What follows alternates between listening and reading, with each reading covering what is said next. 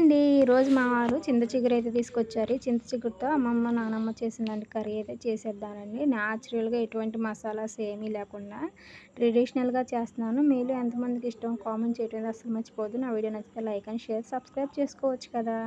ముందుగా ప్యాన్ పెట్టుకొని ఆయిల్ పోసుకొని కొంచెం పసుపేసుకొని ఎండు చేపలైతే కడుక్కొని అయితే వేయించుకోవాలండి. అదిగోండి ఇంతైతే చింత చిగురు తీసుకొచ్చాడు. 2 కవర్లయితే తీసుకొచ్చాడు. ఇప్పుడు అన్ సీజన్ కాబట్టి మాకైతే తక్కువగా దొరికింది. అదే సీజన్ అప్పుడైతే ఇంకా మంచిగా దొరికిద్ది.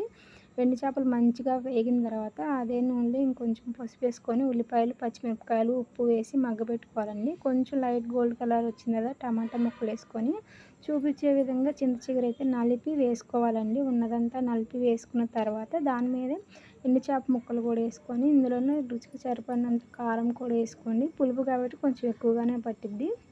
మీ టేస్ట్‌కి సరిపడా కారం వేసుకొని అందులోనే ఒక టీ గ్లాసు, 2 టీ గ్లాసులు వాటర్ మీ కర్రీకి సరిపడినంత లిక్విడ్ ఫామ్‌లో కొంచెం వాటర్ అయితే పోసుకోవాలి ఇందులోనే. ఇప్పుడు ఈ స్టేజ్‌లో వాటర్ పోసుకోవాలండి.